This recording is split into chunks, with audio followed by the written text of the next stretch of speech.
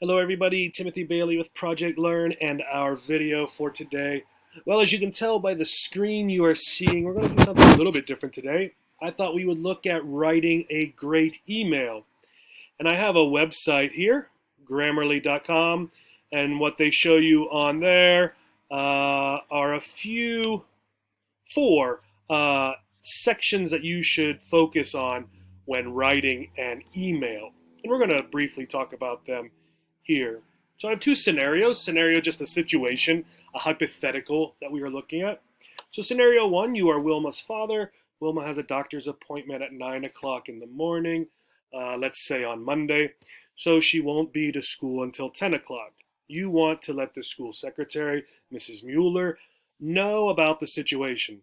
Also, you are not sure if Wilma needs a note from her doctor, and there you know Mrs. Mueller's email address.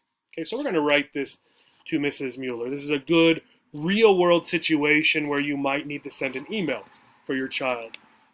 Right? So the two up here, right, and your email might look slightly different. The parts, the main parts should all be there. Just the layout might be a little bit different. So we're going to type in the email address, mueller@smithville.edu. The CC down here refers to any other person that you might want to see the email as well, right? It is a carbon copy. A carbon copy is an old way of copying something. The important thing is, if you're only sending it to one person, you won't have anything here. If I wanted to send this email to Wilma's teacher at the beginning of school, I would also enter that teacher's email address here. The subject is very important. So you want something that identifies what the problem or what the situation is, right? So we're going to say Wilma Bailey, late on Monday, right? And maybe Monday is the 12th, so I'm going to put that here. Right. So Mrs. Mueller, the secretary in the office, can very quickly see what this is about, who it's about, Wilma Bailey, and what the issue is that she is going to be late on Monday. So if she needs to forward this email to the teacher or the principal or someone else, she can find it quickly by the subject, right, or who it is from. Right? So I'm going to start with the person I am talking to. So Mrs. Mueller. Right, so the name and a comma here. Space down, you can see. Now, sometimes in an email you want to start with a greeting, right? I would suggest that most of the time, right? So, hello, right? And you could type something if you've met Mrs. Mueller, the secretary, if you've talked with her, had a conversation with her. You can also have something like, I hope that you are doing well, right? Very quick. And one of the keys for an email is not making it super long, right? You want to be concise. Concise means short and to the point, right? Including, however, right, a greeting and a farewell of a friendly nature. So, hello, I hope that you are doing well. I wanted to let you know that Wilma has a doctor's appointment Monday, right? And I want to specify, so I can put this in commas, right? Monday the 12th, right? And now I can make two sentences, one sentence. It all depends on what you want to do, right? Let's go ahead and make two, right? She will not be to school until 10 o'clock. Okay. And for this particular situation, I don't need to put AM because schools don't go at 9 o'clock or 10 o'clock p.m. If you were sending something, an email to someone where there could be a PM that you're talking about or an AM, you would want to specify 9 o'clock AM or 9 o'clock PM. Okay. All right. Now, I want to know, does Wilma need a note? I've told Mrs. Mueller right? The situation, Wilma has a doctor's appointment. I've told her when, and I've specified when Wilma will be back to school. So, really, in 2 sentences there, that situation is spelled out clearly. The last thing, does Wilma need a note, right? So, could you please let me know if, right, I should get a doctor's, if I can spell, note for Wilma to bring to school? And that is a question. Okay. And this is it for this situation. I have specified everything. You can see right now, including the greeting here, very short. I'm not talking about other stuff, what we would call extraneous stuff, information not relevant to this particular situation. So I'm not asking Mrs. Mueller about what's for lunch or what her first class is. I'm not asking about what she's doing on the weekend, any sorts of stuff. All I'm doing is dealing with the issue. Wilma has a doctor's appointment and a particular question that I had. Excuse me. Now, I do want to end with a nice farewell, right? And I might say something like, have a great day. And then down here, I'm going to put thank you, and I am going to put my name, right? And I always do, for these situations, I would recommend that you're using your full name.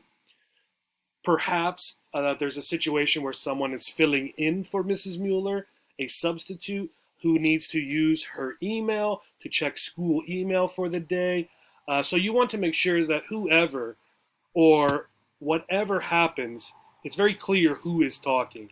And then I might also leave, just in case, my phone number here so that if Mrs. Mueller or if anyone has questions, they can call me. Okay. Very short email, very direct, and to the point. Okay. Let's go ahead and try another one. So I'm going to get rid of this. And then, of course, you would just send it. Right. One thing you can always do as well, if you would like a record of this email, on the CC line, remember I told you that's for other people who might want to or need to read the email. You could put your email address in there so it sends it to you as well. You'll have it anyways in your sent email, but that's just something that you could do. Scenario 2, you had an interview last Tuesday for an IT position with Tessa Tech. You want to thank the interviewer, Mrs. Zhang, for interviewing you. You would also like to check the status of the position and see if there is anything further you can provide, and there is Tessa's email address. Okay, so a different type of email.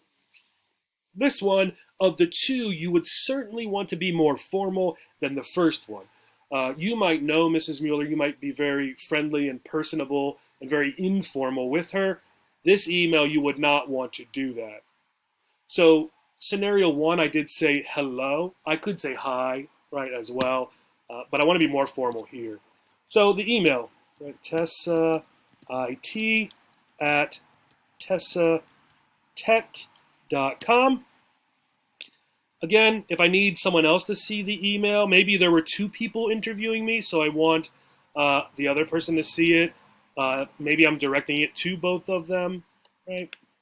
And the email, right?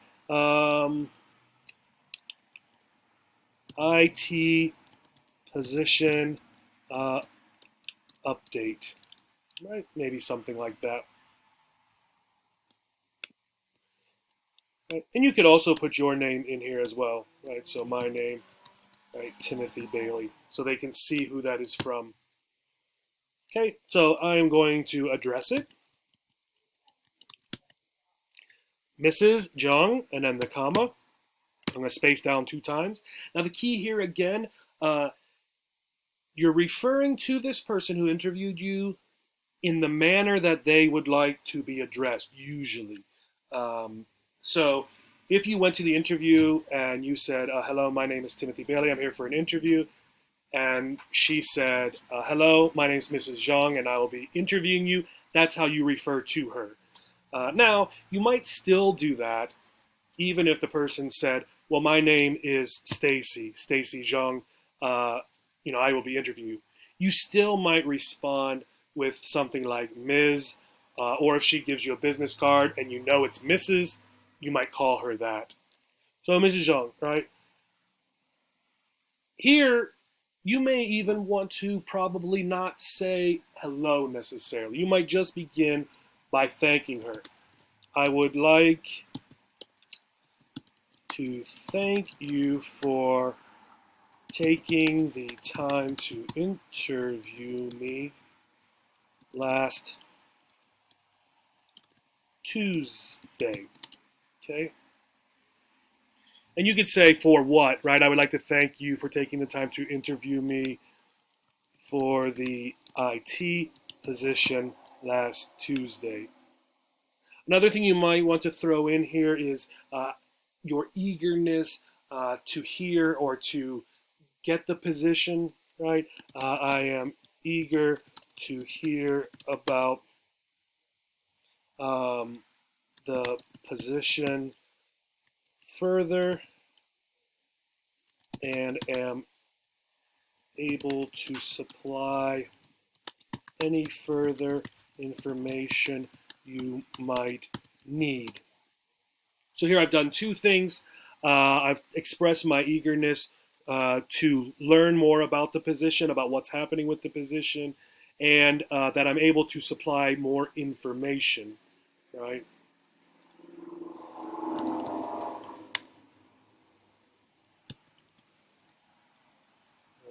And then I want to ask maybe, maybe when, right?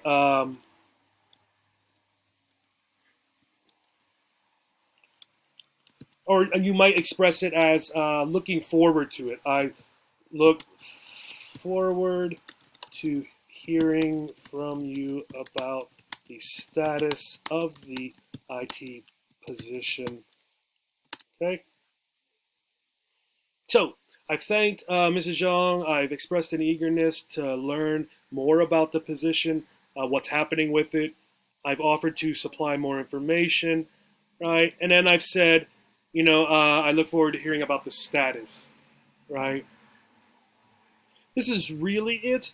You might point out that you've listed your contact information below as well, right?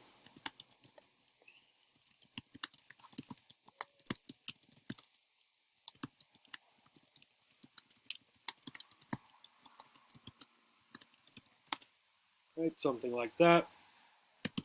And you're going to make sure to use thank you, not something like thanks, your full name. And then again, a phone number. Again, they'll have your resume. They will have this, but you really want to make sure this is in many places. So they always have a way to contact you. Okay, so thank you for interviewing me. I'm eager to hear more about the position, what's happening with it, the status, and I can supply any other information you might need. Right. Also, again, here is my contact information. Right, and I had this wrong here. And then you're going to send it. Right, very short, very simple. When you're sending an email for after an interview like this, you really are thanking. Letting them know that you're excited to hear about the job, excited to get started, if you get the job, whatever. And then you can do more, whatever they might need, right? Without going too far, right? That's what you want to do. All right, check out this website. It talks more about these areas. I hope this was helpful and interesting. If you have any questions about sending a professional email, let me know. Otherwise, thank you and have a great day.